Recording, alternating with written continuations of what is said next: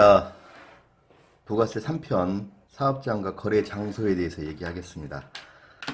여러분 음식점이나 학원 등 이런 데를 이용하다 보면 건물 벽에 사업자 등록증 걸려 있는 거 보게 되죠. 또 우리가 또 많이 접하는데 사업자 등록증 어디에 많이 나온가요? 그렇죠. 여러분 저기 회계 자격증 실기 시험 볼 때 거래처 등록하잖아요. 신규 거래처든 뭐 이렇게 등록할 때 보면 사업자 등록증을 보면서 맨 처음에 첫 단원이 보통은 다 그거죠. 거기 보면 사업자 등록증 나오고 업종 업태 이런 거 나오고 그렇죠. 주소 나와 있고 이런 거 기억할 겁니다. 거기 나오는 번호들 그러면서 이런 증서는 어떤 의미를 갖고 있고 번호는 또 어떻게 만들어지는지 그런 거에 대해서 궁금했을 건데 오늘 잠깐 얘기하는 시간 갖도록 하겠습니다. 자, 같이 한번 볼게요. 먼저 동영상을 보고 오겠습니다. 성공적인 창업을 위해서 새내기 사업자들이 알아야 될 기본적인 사업자 등록에 관한 거 짧은 동영상인데 보고 시작하겠습니다. 큐. 개인 창업자 600만 시대. 많은 사람들이 새로운 도전을 꿈꾸며 창업 전선에 뛰어들고 있는데요.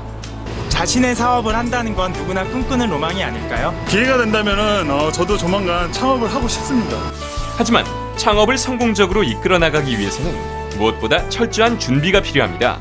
그리고 창업 준비와 함께해야 할 사업자 등록까지 지금 시작합니다. 처음 창업을 하게 되면 이것저것 챙겨야 할 것들이 한두 가지가 아니죠. 이 사업자 등록도 바로 그중 하나인데요. 사업자 등록은 어떻게 해야 할까 고민하실 분들을 위해 지금부터 속 시원하게 해결해 드리겠습니다.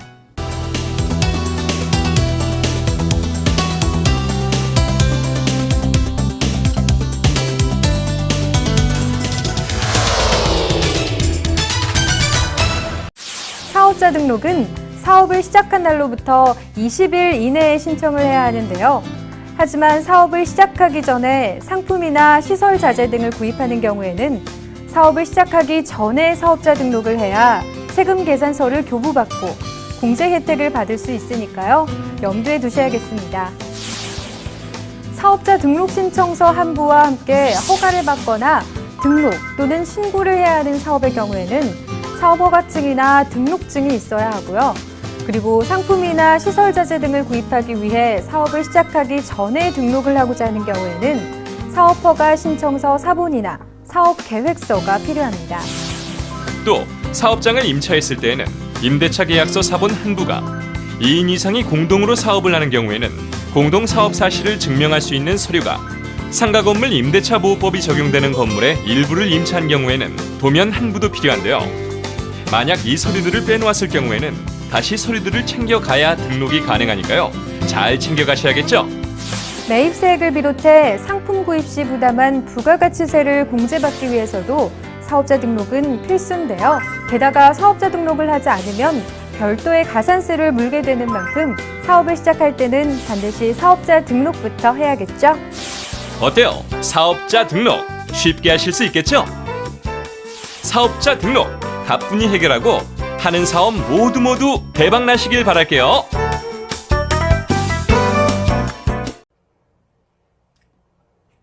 네, 잘 보셨어요? 자, 그러면 이제 같이 한번 얘기를 해봅시다. 사업장의 개념부터 쭉 순서대로 얘기를 좀 해볼게요.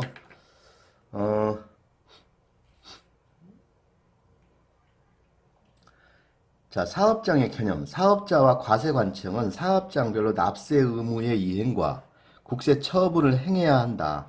부가가치세법에서 업종의 유형별로 사업장을 달리 규정하고 있다. 또한 2개 이상의 사업장이 있는 경우 주사업장 총괄납부제도, 그 다음에 사업자 단위 과세제도를 두고 있다고 얘기했잖아요. 아까 원칙은 각각 해야 된다. 다만 편의상 그렇죠. 신고를 하면 주사업장 본부가 있는 데에서 일괄해서 납부를 할 수 있다. 얘기 아까 앞에서 배웠습니다. 자, 사업장의 의미 한번 볼까요? 자, 거래 전부 또는 일부를 행하는 고정된 장소를 사업장이라고 하는데, 자, 사업자와 과세관청은 사업장별로 다음과 같은 납세 의무의 이행과 국세 처분을 행해야 한다. 즉, 맨 처음에 사업자 등록을 합니다. 그렇죠? 그리고 세금 계산서 영수증 작성 발급해야 되죠. 앞에서 했던 거 기억납니다. 일반 과세자들 세금 계산서 발급하고 작성하는 거. 그리고 나서 과세 표준 및 납부세액을 계산해가지고 신고 납부를 한다. 하고 나서 거기에 따라서는 수정사항이 있거나 또는 통보에 대해서 이의를 달 때 결정 경정 해가지고 징수 환급을 받는다 하는 내용 순서 잘 알아두시면 좋겠어요. 아, 선생님이 여기 눈높이를 잘 못 맞추고 있다. 미안. 자, 두 번째 유사사업장 한번 볼게요. 자, 사업장하고 비슷한데 직매장이라는 데가 있습니다. 사업자가 자기의 사업과 관련하여 생산 또는 취득한 자를 판매하기 위해 별도의 판매 시설을 갖춘 장소. 이는 별개 사업장으로 본대요. 그러니까 여기가 원래 공장인데 여기다가 전시해놓고 판매하는 데는 따로 시내권에다 뒀어. 그럼 여기는 직매장이라고 보통 그러는데 여기도 별개 사업장으로 본다는 겁니다. 그렇죠? 그래서 원래대로 하면 각각 신고해야 되는데 그렇죠? 신고를 별도로 신청을 하면 퉁쳐서 여기서 같이 처리를 할 수 있다는 얘기가 되겠죠. 자, 두 번째는 하치장이라는 개념이 나와요. 하치장은 뭐예요? 보관 관리하는 곳이 창고 같은 개념입니다. 그렇죠? 여기도 신고된 장소인데 별개 사업장으로 본다 안 본다?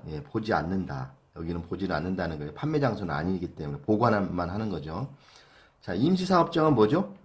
그렇죠. 예를 들면 무슨 축제할 때 거기다 판매 부스를 만들었어요. 그럼 한 5일 하고 나서 판매 끝나잖아요.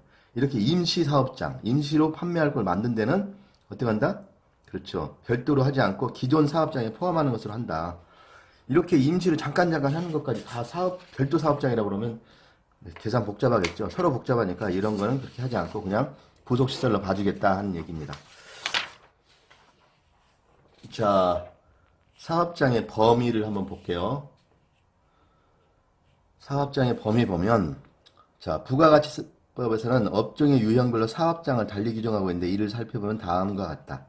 자, 여러분 광업이 뭔지 알죠? 그렇죠. 요즘에는 별로 많지는 않지만 요즘도 좀 있긴 있죠. 근데 옛날엔 석탄이 엄청 많았었어요. 그래서 광업 사무소가 소재한데, 그렇죠? 여기 탄광이 소재지가 아닙니다. 사무소 소재지입니다. 그렇게 되는 거죠. 제조업은 뭐죠? 제품을 완성하는 장소, 최종 제품을 완성하는 장소입니다. 다만 따로 제품의 포장만을 하거나 용기에 충전만 하는 장소는 제외한다. 그렇죠? 이렇게 제조업은 본다는 거고요. 그 다음에 만약에 아까 제조업에서도 나왔지만 별도의 판매 시설을 따로 장소를 해놓으면 별개 사업장으로 보겠다는 얘기죠. 만들기는 여기서 만들고 판매는 여기서 한다. 그러면 A, B 둘 다 사업장인데 별도의. 근데 일괄 신청을 하게 되면 그냥 A에서 한꺼번에 할 수도 있겠죠. 어쨌든 제조업 자체만 놓고 보면 제품을 완성하는 장소가 사업장이 되겠습니다. 건설업, 운수업, 부동산 매매업은 법인은 등기부상 소재지가 사업장이 되겠고 개인은 업무를 총괄하는 장소가 되겠습니다. 부동산 임대업, 등기부상 소재지가 되겠고요.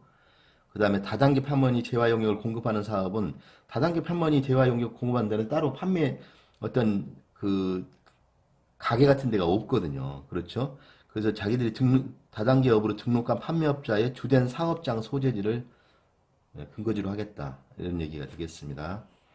자, 무인 자동 판매기, 자판기 우리 기억나시죠?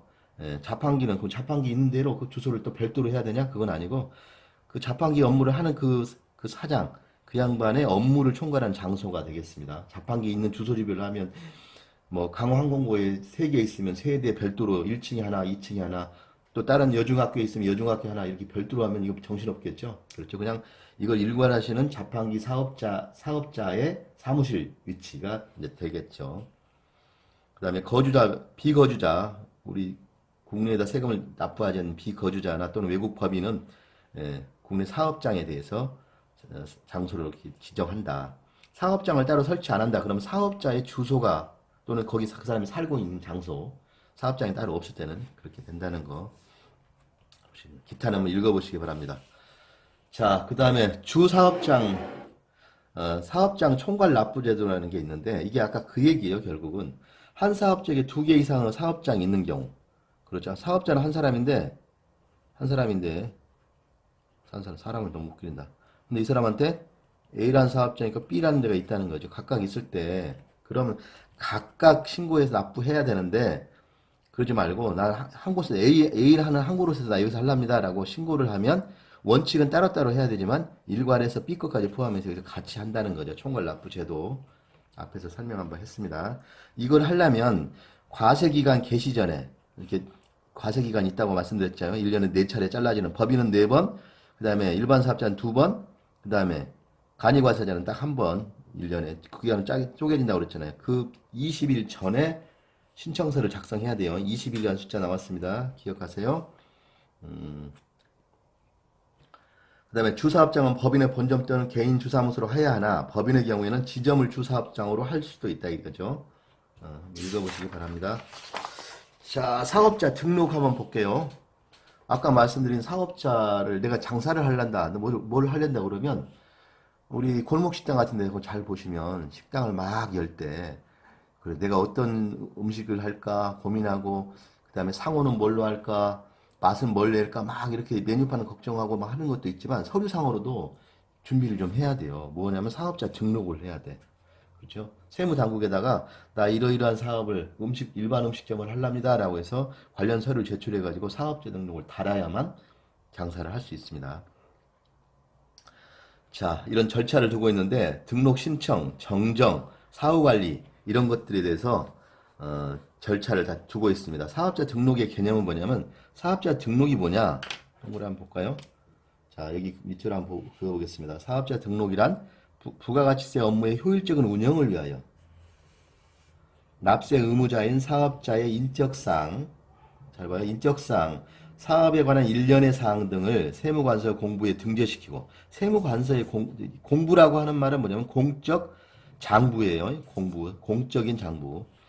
등재시키고 사업자 등록번호를 부여받는 제도를 말한다. 예, 이거 딱 주관식 내기 좋겠죠. 그렇죠?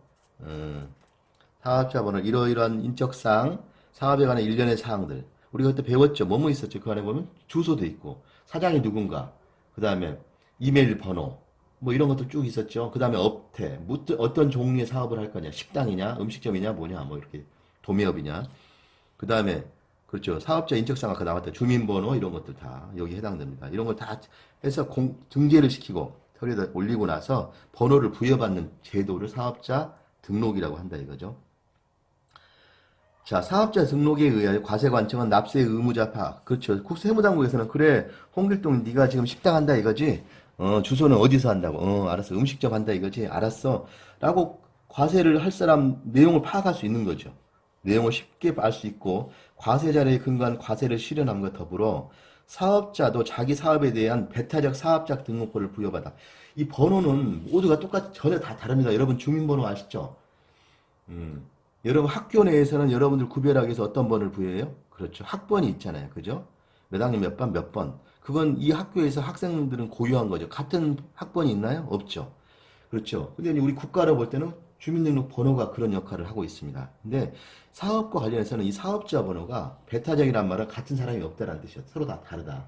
나만이 갖고 있는 고유의 번호를 받아서 매입세 공제와 같은 과세거래제도 실질적 이익을 얻을 수 있다. 아, 당신이 어떤 것에서 물건을 세금을 내고 부가세를 내고 물건을 사왔구나. 그래서 내가 당신이 매출한 거에서 부가세를 낼 때 이만큼 빼라고 할 때 이 사업자 번호를 보고서 당신이 물건 산 거 맞네라고 할 수 있는 거죠. 사업자 번호만 봐도. 그렇죠. 그래서 예를 들면 하다 보면 이름이 비슷한 데도 많을 거 아니에요. 이쪽에 제일식당이 저기 강원도 춘천에 가도 제일식당이 있고 그럴 수 있겠죠. 근데 뭐는 달라요? 그렇죠. 사업자 번호는 다 틀리죠. 네. 상호는 비슷하거나 같을 수 있지만 사업자 번호는 다 틀리니까 그래서 사업자 번호로 누가 누군지를 구별할 수 있는 겁니다. 번호로 다르게. 우리도 이름은 똑같잖아요. 뭐 김개똥 이름은 똑같은 둘이 동명이인이야. 서로 이름이 똑같아서 무관하긴 한데 근데 뭐가 있어요? 그렇죠. 학번은 다르다. 이런 것처럼 고유한 번호를 부여받는 겁니다. 자, 그럼 사업자 등록은 어떻게 하는지 한번 보면 맨 처음에 등록 신청을 해요. 등록을 신청해. 어디다가 해요? 내가 사업을 해야겠다 할 때 사업장 개시일부터 잘 보세요. 개시일. 자, 식당이다. 그럼 식당을 먼저 열어도 된다 안 된다? 그렇죠. 개시일부터 20일 이내니까 식당을 먼저 열고 20일 이내에 관할 세무서장한테 신고하면 돼요. 그렇죠? 그렇죠. 신규로 사업을 시작하는 자는 사업 개시일 이전이라도 사업자 등록을 신청할 수 있다. 미리 할 수 있다 없다? 그렇죠. 할 수 있다는 얘기죠. 근데 왜 미리 할까요? 미리 하는 게 좋은 점이 있어요. 뭐냐면 미리 해야 여러분 나중에 소득신고 같은 거 할 때 이 사업을 운용할 때 경비로 쓴 비용은 빼죠. 그런데 내가 사업자 등록 신청 전에 쓴 비용들을 신청하기가 안 나오죠. 사업자 번호가 없는데 쓴 비용들이 있죠. 왜 없겠어요? 여기 계약했지, 그 다음에 인테리어 하느라고 물건 샀지, 뭐, 여러 가지 꾸미는데 비용 들었을 거 아닙니까? 근데 내가 지금 사업자 신고를 안 하면, 그때는 이미 번호가 없어요, 이미. 그때는. 아직 없는 거죠. 근데 그때 그 쓴 비용을 인정받을 수가 있겠어요, 없겠어요? 그렇죠. 곤란하죠. 번호가 없는데. 근데 사업자를 먼저 신청해놓고, 그럼 사업자 번호가 나와있죠? 그 상태에서 아직 가게 오픈을 안 했지만, 인테리어하고, 뭐 의자 갖다 놓고 하는 비용 쓰잖아요. 그걸 다 모아놓은 증빙을 나중에 소득세 계산할 때, 나는 비용 이거 썼습니다라고 하면 청구되죠. 그렇죠. 그래서, 원래는 사업 개시하고 20일 이내에 신청하면 되지만, 새로 사업을 시작하는 사람은, 그렇죠. 사업자 번호를 먼저 따놓고, 비용을 쓰고 나서 나중에 청구할 수 있으니까 미리 해도 좋다 이거죠. 그 얘기를 하는 겁니다. 자, 둘 이상의 사업자 있는 사업자는 해당 사의 본점 또는 주사무소 관할 세무서장에 등록을 신청할 수 있으며 위에 사업장 단위로 등록을 한 사업자가 과세 단위 사업자를 변경하려면 아까 기억나시죠? 한 군데서 한다 이거죠. 그럼 과세 개시 20일 전 아까 앞에서 했던 거 기억나면 또 변경 신청을 해야 됩니다. 두 군데 이상일 때는. 자, 여기 보면 사업자 등록 시 제출해야 할 서류에 관한 얘기가 나와 있어요. 맨 처음에 신청서를 냈고요. 그렇죠? 여기 좀 크게 볼까요? 글자가? 네, 선생님도 날로 발전하고 있습니다. 자, 봅시다. 네, 보이시죠? 여러분 책자에도 보면 되고 사업자 등록 신청서를 쓰고요. 자, 가끔씩 어떤 업종에 따라서는 허가를 받아야 돼요. 뭐 어떤 뭐 위험 업종이라든지 뭐 어떤 제한된 지역에서 어떤 사업을 할 때는 허가를 받아야 되는 것들이 있습니다. 그런 것들은 사업자 허가증 또는 이런 것들을 계획서랑 같이 제출을 해야 돼요. 그 다음에 임대차 계약서, 건물 도면도 제출해야 됩니다. 내가 사업하는 장소가 여기입니다라고 하는 것까지 해서 이렇게 제출을 해야만 기본 서류 제출이 되겠어요. 자, 큰 화면으로 보겠습니다. 자, 등록증 발급. 사업자를 등록 신청하면 그럼 관할 세무서장은 어떻게 해야 돼요? 내용을 조사해야죠. 맞나? 거기다 한 거 맞아? 얘를 보고 업종은 맞아? 그리고 확인도 하고 등록된 사업자에게 등록번호를 부여해야 되는데 신청일로부터 며칠? 예, 3일, D+3일입니다. 예, 발급해야 됩니다. 토요일 공휴일 근로자의 날은 제외. 오늘이 무슨 날이죠? 오늘 촬영하는 오늘은 5월 1일입니다. 5월 1일이 무슨 날인지 엄마 아빠한테 잘 물어보세요. 자, 다만 사업장 시설이나 사업 현금을 확인하기 위해서 국세청장이 필요하다고 인정하는 경우에는 이틀 전 연장해서 5일 이내에 등록증을 발급할 수 있다 그랬습니다. 그러니까 최소 5일 이내에 등록증을 발급하니까 토요일, 일요일은 제외라고 그랬으니까 만약에 토요일, 일요일까지 포함하면 한 일주일 정도 이내에는 최소한 나온다. 이렇게 생각하면 되겠어요. 다음 장 넘어가겠습니다.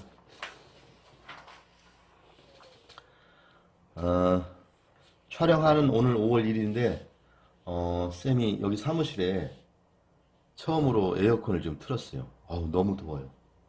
반바지 입고 지금 반팔인데 그래도 더워서 에어컨을 틀었습니다. 창문을 열면 좀 잡음이 들어올까봐 여러분들한테 또 조용한 소리로 하려고 그렇게 했습니다. 날씨가 이렇게 빨리 변하네요. 자, 관할 세무서장은 등록 신청의 내용을 보정할 필요가 있다고 인정된 때는 10일 이내의 기간을 정하여 보정을 요구할 수 있다. 자, 당신이 이렇게 등록 신청했는데 여기에 문제가 있어. 이 주소는 이게 아니잖아? 또는 이 업태는 이게 문제가 있어요. 뭐 이런 얘기. 아니면 이 주소로는 여기다는 이 사업을 할 수 없어요. 이런 문제가 있으면 10일이란 시간, 10일 이내에 변경해서 다시 신청하세요라고 할 수 있다는 거죠. 보정을 요구할 수 있다. 자, 사업자 등록을 하기 전에 알아둬야 될 거 한번 잠 봅시다. 자, 이게 과세업종인지 면세업종인지 보라고 말씀드렸어요. 과세업종, 면세업종 앞에서 차이 보셨죠? 예. 부가가치세가 과세되는 사업은 과세사업자 등록을 해야 되고 면제되는 사업은 면세사업자 등록을 해야 하는데 내가 하려는 이 업종은 면세야 과세야 이거 알아야 되죠. 이것도 모르면서 사업을 한다고 하면 진짜 저 백종원 말대로 음식 조리도 제대로 못하면서 설거지도 제대로 못하면서 식당 하겠다고 하는 거하고 똑같죠. 내가 해야 될 사업은 세금 관계가 어떻게 되는지는 기본적으로 알아둬야 될 내용이 되겠습니다. 자, 근데 과세사업과 면세사업을 겸할 때가 있어요. 뒤에 배우겠지만 업종이나 품목이나 종류별로 어떤 건 면세고 어떤 건 과세란 말이에요. 근데 어떨 때는 이 둘 다 겸해서 하는 경우도 있겠죠. 그때는 과세사업자 등록만 하면 된다는 겁니다. 근데 나는 면세업품만 품목 담당한다. 그럼 면세사업자 등록을 하면 되고요. 둘 다 겸할 때는 뭐만 하면 된다? 네, 과세만 하면 된다. 자, 사업자 유형을 결정해야 되는데 앞에서 선생님이 잠깐 얘기했어요. 주식회사 삼성전자하고 아까 이건희 이름을 얘기했었잖아요. 자, 주식회사 삼성전자는 법인이라는 거고요. 가공의 사람을 우리가 서류상 만드는 거죠. 주식회사 삼성전자라는 거를. 근데 그냥 내 이름으로 할 거야. 권영진, 뭐 이건희 이렇게 개인적으로 하면 개인 사업이라고 합니다. 사업 형태를 이제 정하는 거고요. 자, 그다음에 이제 일반 사업자가 되면 개인 사업자가 되면 일반 과세자 할 건지 간이 과세자 할 건지도 결정한다고 말씀드렸죠. 그렇죠? 맨 첫 해에는 결정을 내가 할 수 있습니다. 다만 첫 해가 아니면 얼마라고요? 연간 4,800만 원 넘어가면 일반 과세자고 밑으로는 간이 과세자가 된다고 말씀드렸습니다. 또 하나 예외로 뭐라고 그랬어요? 4,800만 원이 안 넘어. 그러면 간이 과세자인데 그럼에도 불구하고 저는 일반 과세자 해주세요. 할 수 있다 없다? 예, 가능하다. 근데 한번 일반 과세가 되면 몇 년 안에 다시 돌아오지 못한다? 몇 년? 앞에 세던 거 기억납니까? 3년이요. 왔다 갔다 못 한다는 거죠. 막 그러면 맨날 해마다 일로 갔다 절로 갔다 하니까 3년 동안은 못 들어와 대신에 이렇게 이제 한 거죠. 아유, 목이 말라서 여러분 보이시나요? 예, 커피 한 잔 마시면서 하고 있습니다. 여러분도 편하게 옆에 음료 놓고 쌤하고 같이 합시다. 마음 편하게 생각해. 자, 개인하고 법인은 창업 절차나 세법상에서 차이가 있어요. 이를 참고해서 개인의 사정에 따라 선택해야 하는데 선택하기 어려울 경우 먼저 개인으로 시작을 했다가 나중에 사업 규모가 커지면 법인으로 전환하는 방법을 고려해 볼 수도 있어요. 자, 선생님이 하나 책자를 하나 소개할게요. 잘 보세요. 이게 보이시나요?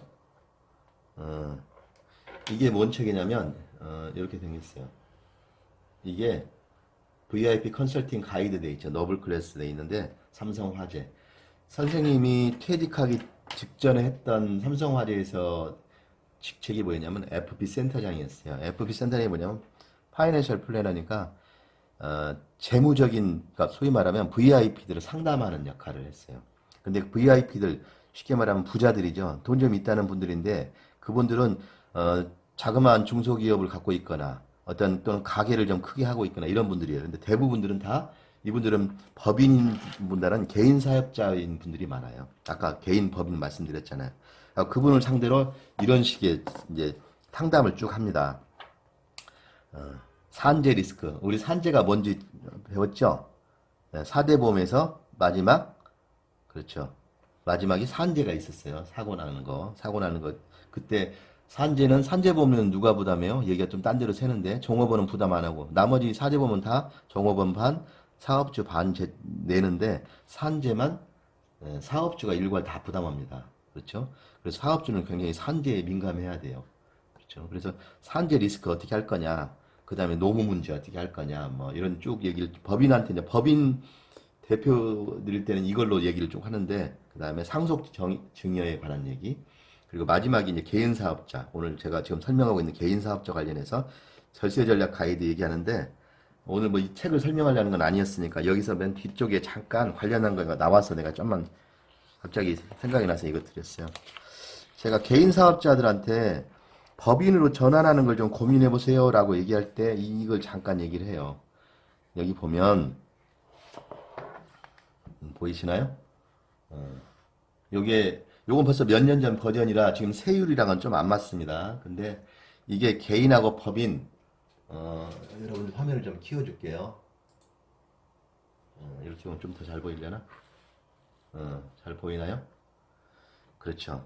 법인 사업자하고 개인 사업자의 장점에 대해서 설명을 해놓은 건데요. 개인 사업자는 전부 이익을 벌면 전부 자기 거가 되는 거고 그 다음에 의사결정도 내가 하면 돼요.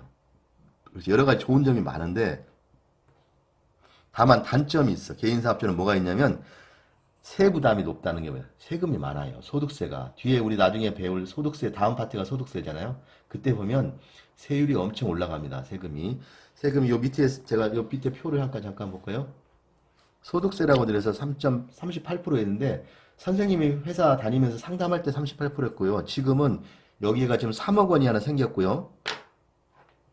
이렇게 그냥 쓸게요. 지났으니까 3억 원이 하나 생겼고 또 5억 원이 생겼어요. 그래서 지금은 세고세율이 3억 원 초과하면 40%고 42%까지 있어요. 42%까지. 그럼 여기에다가 지방소득세, 부가세는 여기에 10%라고 그랬잖아요. 그러면 42에 10%면 4.2죠. 그럼 이것까지 더하면 46.2%. 그렇죠. 46.2%면 약 50%입니다. 거짓말 좀 보태면. 그렇죠. 세율이 50%까지 절반을 가져가는 거예요. 엄청난 세금이죠. 그래서 이런 세금에 대해서 세금을 좀 낮출 수 있는 방법은 이쪽이 왼쪽에 보면 이게 법인세 세율이에요. 얘는 지금 바뀌지가 않거든요. 얘는 보면 상대적으로 어때요? 세율이. 그렇죠. 낮죠. 그래서 세금이 높은 개인 사업자한테 마지막 방법으로 법인으로 전환하는 거에 대해서 한번 고민해 보세요라는 얘기를 좀 하고요. 그렇죠. 그 다음에 법인이 되면 중요한 건 뭐냐면 이쪽에 보면 자금 조달이 용이합니다. 우리 주식회사니까 주식을 발행하면 그렇죠. 더 받아올 수도 있죠. 근데 개인 사업자 같은 경우는 내가 채무로 개인 채무로 그냥 은행 가가지고 사무실 담보로 해서 더 얻어오거나 이렇게 해야 되지 주식 발행 이런 거 안 되잖아요. 그렇죠? 이런 문제가 있습니다. 그 다음에 여기 하나 빠뜨렸는데 성실신고 확인제라는 게 있어요. 이게 뭐냐면 그 세무서에 가면 소득세가가 있고 법인세가가 있거든요. 그러니까 법인이 규모가 더 크겠죠. 그렇죠? 그러니까 개인 사업자 중에 등치가 좀 큰 매출이 일정액이 되면 나중에 기회 되면 배우겠지만 일정액이 된 사업자들은 쳐다보고 있는 거예요. 성실하게 신고한 사람들을 성실신고 대상자라고 통보하는 게 아니라 당신은 올해부터 성실신고 대상자입니다. 이렇게 통보가 날아가요. 그 얘기는 무슨 말이냐면 당신은 성실하게 신고해서 성실신고 대상자가 아니라 당신 매출 규모나 이건 내가 눈여겨보고 있으니 성실하게 신고하지 않으면 국세청이 우리한테 혼나요. 이렇게 미리 경고 주는 거하고 똑같아요. 그래서 잘못하면 세무조사 나올 확률이 높아. 그렇죠? 이쪽 개인 사업장에도 규모가 좀 되는 사람들. 세율이 아까 여기쯤 해당되면 40몇 프로 되면. 그렇죠? 근데 이런 사람들은 입장에서는 만약 이 사람이 법인으로 이렇게 갈아타잖아요? 그럼 이쪽에서는 제일 큰 왕초죠. 매출 규모가 크니까. 근데 여기서 이리로 넘어가면 개인 소득세과에서 법인세과로 넘어가는 겁니다. 여기 넘어가는 순간에 여기에는 어때요? 자기보다 등치 큰 회사들이 수두룩박주가 아주 많죠. 막 삼성전자 같이 주식회사 붙는 데가 다 한데 거기 들어가는 순간 자기는 어때요? 규모가 이제 제일 피레미예요. 그러면 눈여겨보겠어요? 안 보겠어요? 세무당국에서? 그렇죠. 눈여겨 안 보지. 규모가 작으니까. 그래서 여러 가지 좋다는 거죠. 장단점이 있는데 어쨌든 그렇다는 겁니다. 다음에 소득할 때 그때 가서 법인세 소득세 할 때 이 얘기는 좀 자세히 선생님하고 얘기를 나눠봅시다. 어쨌든 장단점이 있어요. 개인 사업자, 법인 사업자 좀 설명하느라 말씀드렸습니다. 자, 치워놓고 자 얘기 어떻게 하다 말았지? 그래서 내가 지금 개인 사업자 화면 키워놓게요. 내가 지금 개인 사업자를 할까 법인 사업자를 할까 애매할 때 이렇게 하죠. 내가 개인 사업자를 할까 법인 사업자를 할까 애매할 때는 아까 이제 개인으로 먼저 시작을 하다가 규모가 커지면 법인으로 전환하는 방법 고려해 볼 수 있다고 그랬잖아요. 개인에서도 아까 뭐라고 그랬어요? 그렇죠. 간이과세제로 먼저 시작했다가 규모가 되면 이제 일반 과세로 넘어가듯이 여기도 똑같다는 얘기입니다. 자, 개인 사업자는 다시 매출 규모에 따라 아까 일반 과세자, 간이과세 낮는 얘기 했습니다. 넘어갈게요. 자, 관련 법규 허가 등록 신고 대상 업종인지 확인해야 된다. 허가 등록 신고 업종인지 경우는 미리 알아보고 나서 제출해야 된다는 거 아까 말씀드렸어요. 그 다음에 약국, 음식점, 학원 등 허가 신고 또는 등록을 해야 하는 업종. 네, 이런 것들은 다 그렇죠. 음식점 같은 경우는 위생교육 같은 거 받아야 돼요. 학원도 마찬가지고 약국 같은 경우는 그렇죠. 전문인들이 하는 거잖아요. 약국 내가 약국 열고 싶으면 열어요? 그렇죠. 면허가 있어야죠. 약사 면허가. 약대를 나온 약사 면허가 있으면 그때 약국을 열 수 있잖아요. 다 이렇게 허가가 있어야 되는 업종들도 있습니다. 이때는 또 미리 허가에 관한 사람을 받아다가 그 관련 서류를 제출해야만 아까 사업자 신고 등록이 나온다고 말씀드렸죠. 자, 공동사업을 해요. 내가 누구하고 같이? 같이 하자. 그러니까 두 2인 이상이 하는 경우에는 대표자를 한 명만 제출해야 됩니다. 두 사람으로 할 수는 없다는 거죠. 둘이는 계약서를 별도로 쓰더라도 그냥 한 명을 대표자로 선출한다. 공동으로 하는 사업임을 증명할 수 있는 동업계약서 등 서류를 제출해야 된다. 이게 왜 중요하죠? 동업계약서 서류를 제출하고 어쩌고 하는 이유가? 그냥 그건 둘이서 알아서 하세요. 이렇게 할 수도 있는데 왜 그럴까요? 한번 생각해봐요. 왜 그래요? 그렇죠. 이건 나중에 부가세의 문제가 아니라 나중에 소득세의 문제죠. 소득세. 그렇죠? 소득세는 누진세입니다. 만약에 둘이서 1억을 벌었어요. 그렇죠? 1억에 대한 세율을 때리는 거하고 둘이 5천만 원, 5천만 원, 둘이 5천씩 나눠가지고 여기에 따른 세율을 때린 다음에 더하기 둘이 합쳤다. 그때 이 세금은 같을까요? 틀릴까요? 달라요. 누진세니까 틀립니다. 그래서 사실 동업자가 없는데도 동업한 것처럼 만들 가능성이 높죠. 왜? 그냥 1억 세금 맞으면 너무 세. 그러니까 나하고 내 친구하고 동업한 걸로 얼른 서류 꾸며갖고 제출해놓으면 5천 둘이 나눴잖아요. 친구한테 야 이름만 빌려줘. 그리고 둘이 5천 번 걸로 하자. 그거 세율이 훨씬 싸니까 이렇게 할 수도 있겠죠. 그래서 미리 이런 서류를 명확히 꼼꼼하게 보겠다는 겁니다. 둘이 동업한 거 맞아요? 하면서 이제 허가해 주겠다는 얘기예요. 그래서 이런 서류도 명확히 보겠다는 취지입니다. 자, 사업자 등록 시 필요 서류 챙기라. 예, 잘 맞춰서 교부받으라. 구비 서류는 여기 국세청 홈페이지 들어가 보면 사업자 등록 안내가 나와 있습니다. 여기 보면 여러분들 미래에 다 좋은 사업도 아이템 있으면 할 수도 있죠. 그래서 한번 꿈꾸신 분들은 여기 언제 시간 될 때 국세청 홈페이지도 한번 들어가 보시라. 여러분 스티브 잡스가 애플사 세웠다는 거 알죠? 스티브 잡스가 애플사 세울 때 어디서 시작한지 알아요? 그렇죠. 예, 창고에서 했습니다. 창고. 어디 있는 창고요? 과수원 있는 창고. 과수원 안에 거기 사과 농장이 있어. 사과 농장에 그 과수원 창고. 얼마나 그러니까 허름한 데서 했겠어요. 돈이 없으니까 거기서 시작한 거겠죠. 그래서 여러분 그 얘기가 있잖아요. 스티브 잡스 애플사의 로고가 뭡니까? 사과잖아요. 애플 사과. 왜 그렇겠어요? 창고에서 일하다가 밖에 나와서 보면 맨 사과가 매달려 있잖아. 그래서 아 그래 우리 그냥 애플로 하자 이름. 뭐 딱 한 입 베어 먹은 사과 거기서 기인했다고 그 얘기가 실제로 나옵니다. 그래서 여러분도 한번 꿈꿔보시라 하는 말씀 드립니다. 자, 사업자 등록번호 구성 한번 볼게요. 사업자 등록 여기 사업자 등록증 이 오른쪽에 있습니다. 한번 보면 자, 이 오른쪽을 한번 볼까요? 화면을 보면 우리가 많이 본 사업자 등록증이 여기 있어요. 보는데 자, 번호를 보면서 이제 한번 잘 생각해 봅시다. 여기 사업자 등록증을 보면 등록번호가 119-81-2475 이렇게 돼 있어요. 그렇죠? 여기 세 파트로 나눠져 있죠. 그러면 이 첫 번째 119 얘는 뭔 뜻일까요? 자, 여기 그림에 여기 나와 있죠. 처음 세 자리는 뭐라고요? 사업자가 사업자 등록을 최초로 신고한 세무서 코드예요. 그러니까 지역 번호예요. 우리 우편번호하고 똑같은 거예요. 우편번호처럼 얘는 119 그랬으면 어디 있어? 119 그랬으면 얘는 강남 세무서 말하는구나. 이러겠죠. 어디 세무서구나. 이 번호 보고 알 수 있다는 거죠.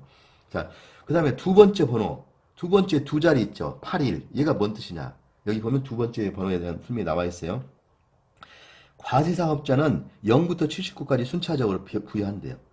네, 과세사업자는 면세사업자는 90부터 99까지야. 그럼 81은 뭐냐? 81은 뭐예요? 네, 여기 쭉 밑에 보시면 법인에서 영리법인이 81, 86, 87, 88이래요. 그럼 8이니까 얘는 개인이에요, 법인이에요, 일단? 그렇죠. 법인 번호잖아요. 법인 사업자잖아. 개인 사업자고 법인 사업자니까. 여기 보니까 그래서 상호가 주식회사 항공이죠. 주. 법인 아닙니까? 그래서 81, 86, 87, 88 나오면 얘는 법인이구나. 이렇게 알겠고. 그 다음에 그 외에 0부터 79까지 번호가 여기 나오면 얘는 개인 사업자구나. 8로 시작하면 법인이구나. 이렇게 이해하시면 되겠는데 8도 81, 8 이렇게 81부터 이제 법인인 거고 80 얘네들은 아파트 관리사무소 다단계 판매업자가 여기래요. 80 89는 종교단체. 그렇죠? 그러니까 같은 8이어도 얘네들은 법인이 아니라 특수한 데예요. 아파트 관리사무소는. 아파트 관리사무소는 왜 사업자가 필요하죠? 그렇죠. 관리비 걷어야 할 거 아니에요. 그렇죠. 돈 걷어가야 되니까. 그리고 아파트 관리사무소 이름으로 뭐 해야 돼요? 은행 거래도 해야 될 거 아닙니까? 네, 입금도 그걸로 받고 그걸로 또 투자 사업을 할 수도 있고 그렇죠. 예, 그걸로 또 거래도 할 수도 있으니까 어쨌든 아파트 관리사무소라는 별도의 사업자본을 받아야 되니까 이 80이 되는 거고 그 다음에 여러분 교회 헌금 요즘엔 다 인터넷으로 돈 내잖아요. 그죠? 자동이체도 하죠. 그때 목사님 이름으로 돈 주고받으면 되겠어요? 안 되겠어요? 그렇죠. 그건 문제가 있죠. 위험하죠. 그래서 그 교회 이름으로 사업자번호를 내고 그때 등록을 89로 이렇게 하는 겁니다. 그 다음에 위에 나오겠지만 90부터 99까지는 면세사업자 이렇게 보고 개인 사업자구나. 그리고 이제 그 외에 81부터 88까지가 법인이구나. 이렇게 이해하시면 되겠어요. 여기 이제 법인에서 보면 영리법인은 81, 86, 87, 88로 가고 비영리다 그럼 82. 여러분들 무슨 뭐 자선단체나 이런 데 보면 재단법인 뭐 이런 데 보면 82로 시작한다면 저기는 이익을 남기는 영리법인이 아니라 그냥 이익을 안 남기는 데구나 이렇게 이해하시면 되겠고요. 지방자치단체도 있습니다. 고창군, 전라북도 사업자번호 있을까요? 없을까요? 있어요. 왜 있어요? 여기도? 당연하죠. 세금 거두려면 은행 거래도 해야 될 거 아닙니까? 군수 이름으로 돈 주고받으면 돼야 한대요. 안 되죠. 도지사 이름으로 도비를 쓰면 되겠어요? 안 되죠. 그래서 도청 이름으로 써야 되니까 다 사업자 번호가 있습니다. 그렇죠? 외국 법인들, 뭐 야후 코리아, 그렇죠? 그 또 뭐 있어요? 무슨 저 벤츠 코리아 이런 데 있잖아요. 다 여기다 이런 식으로 84로 들어가는 내용이 되겠습니다. 영리법인의 지점이다 그럼 85가 되겠고요. 자, 마지막 5자리 여기 지금 24756이라 써니 이 마지막 5자는 어떤 의미를 가져요? 그건 글자 그대로 일련 번호가 되게 주는 번호죠. 그러면 어느 세무서에 어떤 형태의 뭐 개인이냐 법인이냐 형태에 나누고 그 다음에 일련 번호는 일괄해서 막 던지는 거죠. 그렇죠? 마지막 한 번은 검증번호라고 되어 있네요. 어쨌든 이렇게 고유 번호인 거고 그 다음에 앞에 두 자리는 뭐라고요? 네, 그렇죠. 얘 법인의 성격, 개인 사업자냐 법인 사업자냐 어떤 영리법인이냐 하는 걸 나누는 거고 요거는 뭐예요? 얘가 지금 어디 소재하고 있는지 그 관할 세무서가 나오는 거죠. 아, 얘는 강남 세무서 관할 안에 있구나. 강남에 있구나. 이런 걸 알 수 있다는 얘기가 되겠습니다. 사업자를 번호를 보고 그 다음에 하나 빠뜨린 게 하나 있네요. 여러분 사업의 종류. 자, 도소매업을 하는데 구체적으로 어떤 도소매업을 해요? 품목은 전자기기를 도소매하는구나 이렇게 이해하면 되겠죠. 그러면 여기서 이제 사업자 번호 보면서 주식회사니까 법인이고 영리구나. 영리를 취하는 데고 강남에 있구나. 주소도 보지만 강남 세무서 관할에 있고 그 다음에 전자기기를 도소매하는 데구나. 그렇죠? 그 다음에 여기 보면 전자기기 세금 계산서 전용이 메일 주소를 쓰게 돼 있어요. 왜 그럴까요? 그렇죠. 이제 전자로 주고받은 게 많기 때문에 요즘은 의무사항으로 다 이거 쓰게 돼 있습니다. 사업자 등록증을 보면서 여러분도 한번 주변에 오늘 식당에 밥 먹으러 갔다. 그럼 사업자 등록증 분명히 벽에 걸려 있어요. 그거 보면서 오늘 쌤이 말한 게 맞는지 안 맞는지 한번 이렇게 잘 눈여겨서 한번 봐보시기 바랍니다. 자, 이제 거래 장소에 관한 걸 한번 볼게요. 어디 장소를 기준으로 할 거냐 얘긴데요. 여기 보면 더 알아보기 한번 잠깐 읽어볼게요. 사업장과 공급장소의 차이점 그랬는데 사업장은 납세 의무 이행을 해 어느 세무서에 할 것인가를 기준한 장소이고 자, 세무서를 어디하고 거래할 건지 말하는 장소고 공급장소는 뭐예요? 부가가치세를 과세할 수 있는 장소의 기준이 된다. 공급장소가 국내이면 우리나라 과세권을 행사할 수 있다 이렇게 되어 있습니다. 한번 볼까요? 자, 공급장소는 재화 또는 용역이 국내에서 공급된 것인지 국외에서 공급된 것인지를 구분하여 부가가치세 과세율을 판단하기 위한 기준이 되는 곳이다. 공급장소는 부가가치세 납세 의무가 발생하는 장소가 될 뿐 아니라 세금 계산서 또는 영수증 교부 장소이기도 하다. 그렇죠? 재화가 공급되는 장소가 재화 이동이 필요한 경우에는 재화 이동이 시작되는 장소. 그 다음에 재화 이동이 필요하지 않은 경우는 재화가 공급되는 시기에 재화가 있는 장소. 그렇죠? 건물 같으면 건물이 있는 곳 이렇게 말하는 거고요. 자, 용역으로 간다 그러면 영무가 제공되거나 재화 시설물 또는 권리 등 재화가 사용되는 장소. 그렇죠? 그 용역이 제공되는 장소. 그 다음에 국제 운송일 경우에는 여객이 탑승하거나 화물이 적재되는 장소를 기준한다는 얘기입니다. 그래서 국외면 아까 말씀드린 대로 우리가 지금 수입하는 거냐 수출하는 거냐 내용 따져보는 거고요. 국내면은 이제 우리 기준대로 하는 거겠죠. 어쨌든 그 거래 장소를 공급 장소를 따져본다는 거죠. 사업장하고는 조금 성격이 다르다는 거죠. 사업장은 거래하는 세무서가 어디 할 거냐를 문제는 하는 거고 그 다음에 이걸 과세에 관해서 적용할 거냐 말 거냐는 공급 장소를 따져본다는 얘기가 되겠습니다. 보시고요. 자, 그 다음에 요 읽기 자료인데 법인세, 소득세, 부가가치세 지금 쭉 나와요. 세수의 증가 나오는데 이건 좀 연도가 좀 됐네요. 2016년도 세무벌 법인세인데 여기 보면 법인세가 52조, 소득세가 70조, 그 다음에 부가가치세가 61.8조 이렇게 나왔죠. 이게 2016년도니까 제가 최근 자료는 못 찾았어요. 미안해요. 근데 어쨌든 이게 3대 조세라고 그랬잖아요. 3대 조세라는 건 얘네들이 제일 크다는 거죠. 국세청은 사실 대부분은 이걸로 지금 받는 거죠. 그래서 이게 굉장히 중요하다. 어쨌든 그 정도만 이해하시고요. 그래서 지금 우리가 3대 조세 중심으로 지금 우리 세금 일반을 배우고 있잖아요. 그죠? 그래서 그 첫 번째 파트인 부가가치세가 이렇게 보니까 2016년도 기준하면 법인세가 52조고 부가세가 62조잖아요.